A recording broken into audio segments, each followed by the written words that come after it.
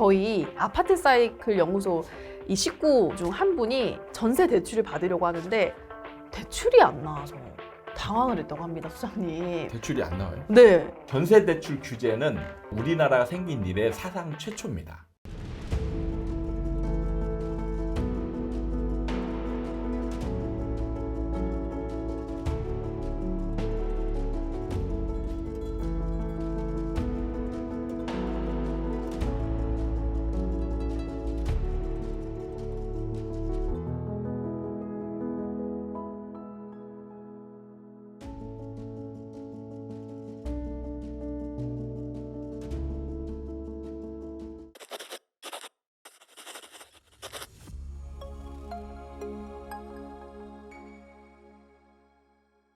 반갑습니다. 아파트 사이클 연구소 소장 이현철입니다. 아나운서 김나은입니다.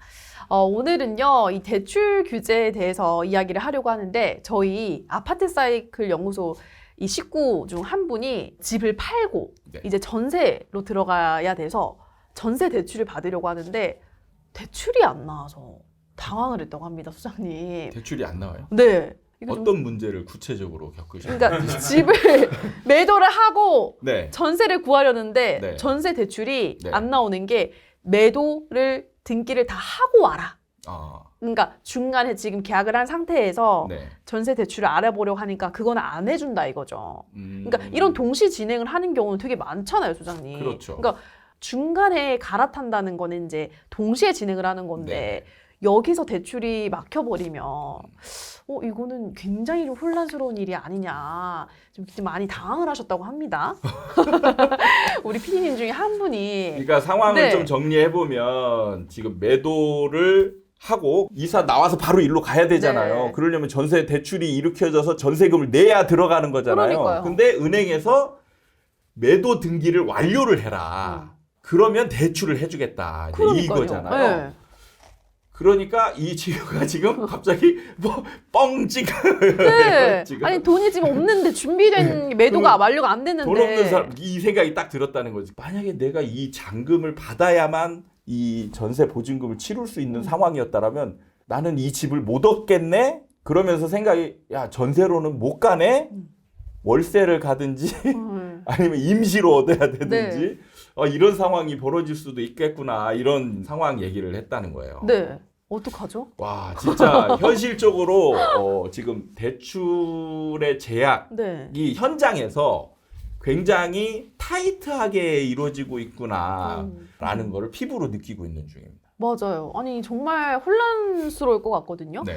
보통 돈이 많이 준비가 돼 있는 분들이 그렇게 많지 않잖아요. 이제 아파트 시장에서 뭐 구매를 하거나 전세를 구하거나 할 때 이런 식의 혼란이 계속되면 이건 진짜 큰 문제가 생길 것 같은데 어떻게 생각하세요, 소장님은? 당사자 입장에서는 네. 약간 큰 혼란이 있을 수는 있겠지만 제가 볼 때는 이게 그 사회 전반의 어떤 큰 문제로 비약적으로 이렇게 발전하기는 그렇게 될 가능성은 많지는 않아 보이긴 해요. 그래. 어떤 예, 관점에서? 왜냐하면 아까도 얘기했지만 사실 전세로 못 가면 월세로 갈 수도 있고 어. 대안이 아예 없는 건 아니거든요. 근데 전세로 내가 너무 들어가고 싶다면요? 나는 월세가 싫어 이럴 수도 있잖아요. 근데 그거는 자기의 그냥 생각인 거지. 네. 그리고 이거는 사회적 파장을 얘기하는 거잖아요. 네. 그러니까 개인적인 어려움은 있을 수 있어요. 개인적인 근데 어려움은. 다른 대안은 어쨌든 있다. 그렇죠. 어쨌든 그러니까 우리가 원하는 거를 뭐든지 다 할 수 있는 건 아니잖아요. 제약이 생기면 그 제약에 막혀서 내가 정말 하고 싶은 거를 하지는 못하지만 그 다음 대안을 선택할 수 있는 거는 있기 때문에 전세값이 막 폭발적으로 폭등한다든지 아니면 뭐 사람들이 갈 자리가 없어서 노숙을 한다든지 이런 상황은 벌어지지 않는다. 그리고 또 이제 뭐 전세 대출 이야기 나오니까 요즘 많이 나오는 이야기는 분양하는 주택에 대해서 전세 대출도 막는다라는 이야기들이 나오고 있습니다. 보통 이제 분양 주택들은 전세 자금으로도 잔금을 맞추는 경우도 많잖아요. 네. 이런 것들은 또 어떻게 보셨어요? 그러니까 이거는 실질적으로 이런 현장이 아직까지는 뭐 구체적인 사례로 네. 나온 것들을 발견하기는 어려워요. 근데 이런 현장들이 예정되어 있는 현장들은 네. 얘기가 많이 나오고 있는 걸로 들리고 있어요. 네. 그래서 뭐 나온다 안 나온다. 근데 문제는 나오면 나오고 안 나오면 안 나오는 게 확정적이면 네. 사실 괜찮거든요. 네. 근데 지금 은행에 가도 네. 나올지 안 나올지 몰라. 몰라. 지침이 나와봐야 네, 알아. 그러니까 이거는 그때 가봐야 알아. 네. 그 말만큼 무서운 말이 없어요. 이게 확정적으로 우리도 대답할 수 없어요. 네. 답답해서 아니 좀 이것 때문에 이것이 정해져야 계약서를 쓰니까 그것을 좀 정해줘야 내가 계약서를 쓰지. 그쵸. 그랬더니 아니 우리는 그거를 우리 책임이 아니잖아. 네. 우리가 뭐 그것 때문에 우리가 마음대로 지금 된다 안 된다 했는데 만약에 우리가 된다고 해놓고 계약서 썼는데 그때 가서 안 되면 어떻게 해요? 이러니까 은행은 책임질 소지를 줄이기 위해서 확정되기 전에는 된다 안 된다의 말을 확정적으로 해주지 않는 게 예정을 앞두고 있는 사람 입장에서는 답답함이 사실 그지없죠. 정말 대출 현장은 어수선할 것 같다는 네. 생각이 드는데요. 그러니까 항상 대출 은행은요 정부에서 압박을 살짝 하잖아요. 네. 그러면 현장에서는 엄청난 혼란이 옵니다. 그럴 것 같아요. 그리고 여기서 갈팡질팡하는 전세를 주는 사람이건 아니면 매매를 하는 사람이건 이런 당사자들 네. 이런 사람들은 이제 엄청난 혼란. 음. 근데 이거는 지나 보면 다 개인적인 혼란이다. 개인적인 어려움이에요. 예, 이것 때문에 뭐 시장이 어떻게 변화가 이루어지고 뭐 이런 거는 크게 없었다. 그러면은 이런 전세 대출 규제로 뭐 전세 시장에 어떤 미칠 영향이나 뭐 네. 파급력이나 이런 것들은 뭐 크지 않을 거라고 보시는 건가요? 사실 이것 때문에 전세 시장이나 뭐 아니면 매매 시장까지 네. 영향을 줘서 막 이걸로 좌지우지되는 네. 그런 상황을 예상하기는 지금까지 경험 사례로 보면 네. 어렵지 않을까 싶어요. 아, 근데 네. 사실 이제 조금 제 입장에서 여지를 좀 두자면 이번에는 그 간에 없었던 규제거든요. 네. 왜냐하면 이게 전세대출 규제잖아요. 그렇죠. 전세대출 규제는 우리나라가 생긴 이래 사상 최초입니다. 아, 그래요? 왜냐하면 전세대출이 활성화된 게 네. 박근혜 정부 때부터 이제 조금씩 활성화되다가 문재인 정부 때 이제 거의 극에 달했거든요. 그때까지는 어떻게 보면 전세대출의 규제에는 네. 이루어지지 않았어요. 왜냐하면 임차인은 약자고 네. 전세대출 규제하는 거는 약자의 포지션, 상황을 약간 어렵게 만드는 거잖아요.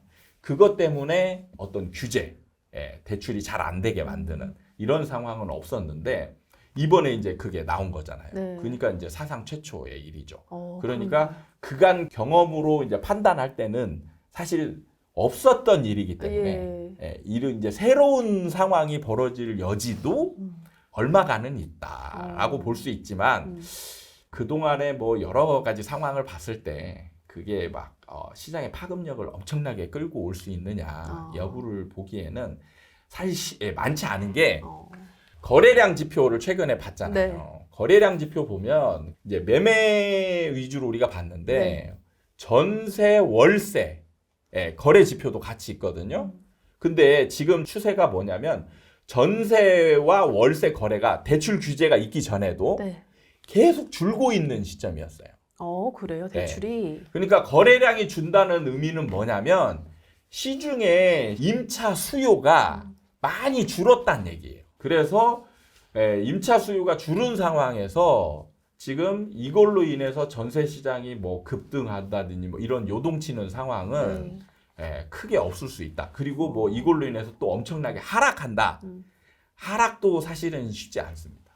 그래서 큰 영향이 뭐 정말 이례적으로 없었던 네. 상황이긴 하지만 여러 가지를 접목해서 추정을 했을 때 크게 뭐 엄청난 반전 아니면 시장에 이걸로 인해서 좌지우지되는 이런 상황은 벌어질 가능성이 극히 낮다. 이렇게 볼 수 있을 것 같습니다. 그렇군요. 그러면은 그거는 그 매매 수요가 더 늘어났다라고 해석을 할 수 있는 건가요? 근데 네. 신기한 거는 지금 이제 매매 거래량도 네. 줄고 있는 거예요. 같이 그럼 다. 그러니까 전반적으로 다 줄고 있는 거예요. 이거는 또 굉장히 신기한 상황입니다. 왜냐하면 매매와 임대는 대체 수요거든요. 네. 그리고 그러니까요. 필수품이기 때문에 네. 어디로 다른 데로 셀 구멍이 없어요. 네.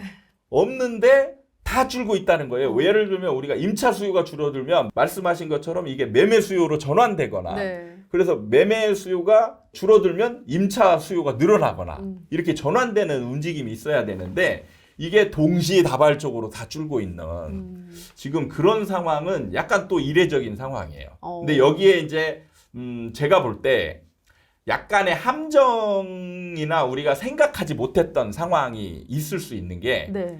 우리가 매매 시장이 활성일 때 공실 투자가 정말 많이 늘어났어요. 공실 투자가 늘어나면서 임차 수요가 줄어들더라도 이게 매매 수요로 전환되거나 이런 거보다는 그냥 임차 수요만 줄어드는데 이 수요 줄어든 걸로 그냥 이 공실이나 이런 걸로 약간 메꿔지는 그런 느낌.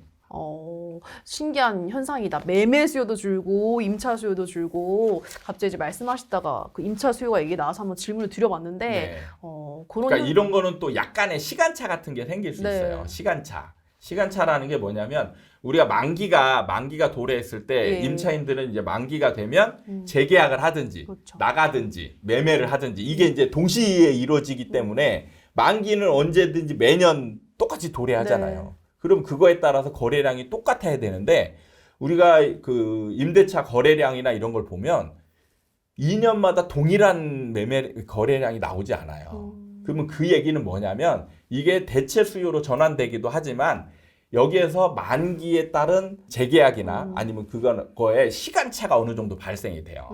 그래서 시간차들이 누적이 되면 일시적으로 전체적으로 하락한다든지 그 다음에 이제 좀 지나면 다른 상황으로 또 다시 반전되는 거죠. 또 시간차가 있기 때문에 그렇죠. 알겠습니다. 어쨌든 소장님 말씀 의견에 따르면 이게 뭐 전세 대출 규제로 인해서 어떤 그 현장에서 개개인별로의 어려움이 어느 정도 뭐 불편함이 있을 수 있겠지만 이게 뭐 사회 전반적인 문제로까지 커지지는 않을 것이다 네. 라고 말씀을 해주셨고 이런 전세 대출 규제가 이번이 최초기 때문에 어쨌든 앞으로 향후 한 몇 달간 이와 관련해서 어떤 문제가 발생을 한다거나 또 논란이 생기거나 하면 저희가 좀 다뤄보면은 그것도 좋을 것 같다는 생각이 듭니다. 자, 네. 오늘은 여기까지 저희 하필 식구 중 한 분이 이런 전세 대출 또 문제를 겪으셔서 한번 실제 현장 사례를 가지고 이야기를 나눠봤습니다. 저희는 다음 시간에 또 유익한 정보 가지고 돌아오도록 할게요. 여러분 다음 시간에 뵙겠습니다. 감사합니다. 감사합니다.